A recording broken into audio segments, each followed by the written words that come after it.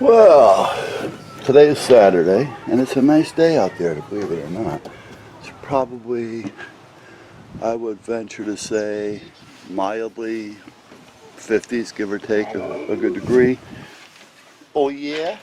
Oh yeah?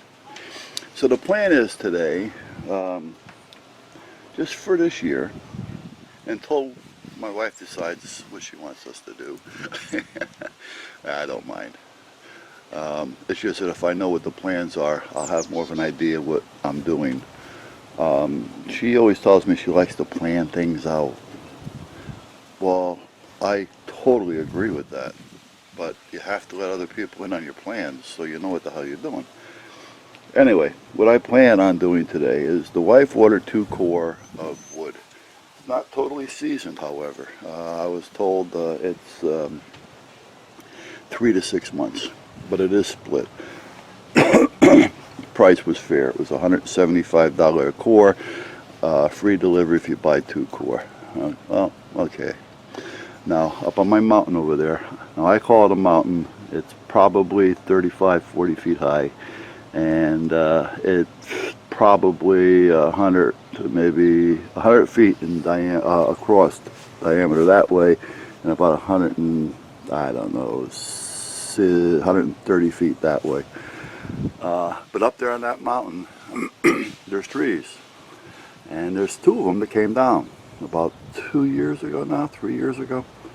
And I've been up there, you see me up there, I believe last year. I went up and brought some down, and my intentions were, excuse me, to bring it all down this past summer. But once the wife and I decided we were going to move south, I sold the log splitter, and I never attempted to bring any of that log down, because it's not easy, believe it or not, because I do have a fence around this side of it and around that side of it. I only have the other side to work with. So what I normally do is I'll tie a line with a shackle to a tree over there. So I come up this way, and if you look at the videos maybe a year ago, this way I tie onto it, go through the shackle and out this way, so I can back up with the tractor pulling the wood down that way. And once I get it down, then I have room over there. I can cut it up, you know, and we get it over the fence and so on. Well, it's a little bit of work, but like I say, I would have had all summer to do it, but we didn't, because well, I didn't, because the game plan was we weren't going to be here. So I'm still going to have to get some seasoned wood to burn along with this semi-green seasoned wood. Now, what I dropped 2 trees. They were standing dead. They haven't had leaves on them for a few years. However, as I started taking them down, I realized that, oh, well, that size there, that still has some green in it. So, I mean, even though it was dead, it's still green. The top half wasn't too bad at all on either one, but that's not going to get me through a burn, a season, you know, a winter, using it as my season wood to start the green. And I bought a new axe, so I'm going to split what I have by hand. Now, what I have and split by hand, if I wanted to go at it all day, I could, and it's not a lot by no means. It's just that, you know, I've got a bad heart, I got a bad back, I had back surgery, I had a stent put in, I carry nitro pills in my pocket, you know, but I still consider myself in good shape. But if I start splitting that, I can probably take my time and split that over 3 days without even killing myself, you know, working up a sweat for maybe a half an hour at a time, you know, split some, that's it for the day. The next day, another half hour. So about an hour and a half at my speed, splitting that. A young guy can probably split all that in 40 minutes. And then I got to cut this and split this, but I got to get that dirt off there first because I don't want to kill my chainsaw. And then I may sneak up there this week when the wife goes to work and pull down a couple of pieces, just so I have what I have. But basically the game plan is, let me go back up here on the deck for a minute, or on the back porch. This porch is, again, this wood was all given to me by the guy across the street who burns wood. So he's got tons of wood back there, some of it like this, and then he's got probably 20 core of firewood, and he's probably got a pile the size of my mountain of this kind of wood. But if it's in halfway decent shape, he won't burn it. He'll save it for me because he knows I like to tinker over here making birdhouses and making certain things. So, you know, dog houses, and he knows I'm always doing something. So he saves me the wood. So I was actually going to burn it this year, but when I started doing the addition, and you know what, there's enough wood there for me to put a good solid back deck, well, porch, you know, so that's what I did.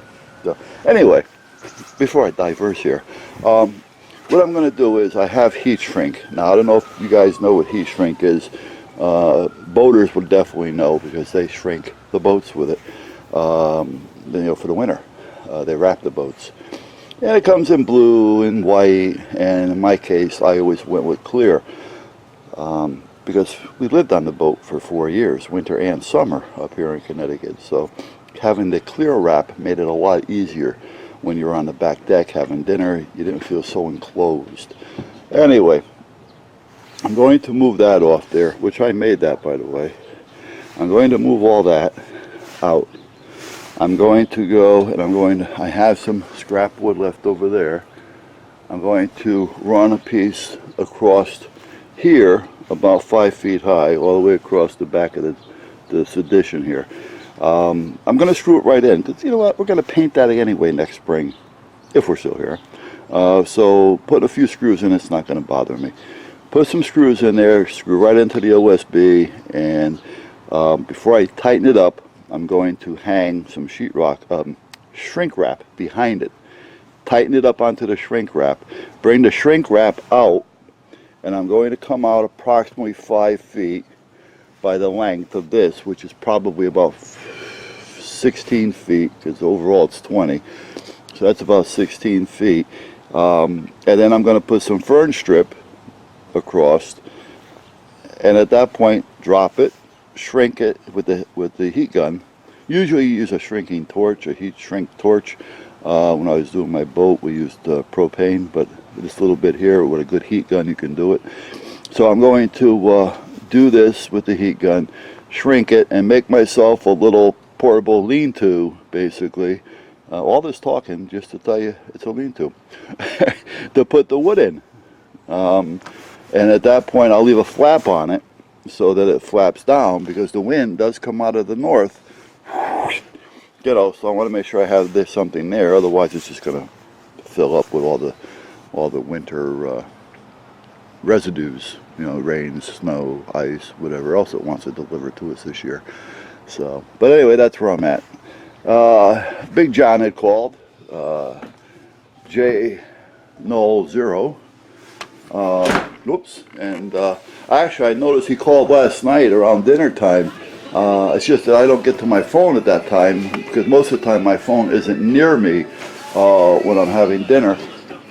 And I just, believe it or not, I just got up and it's probably 11 o'clock. I got up this morning about 8,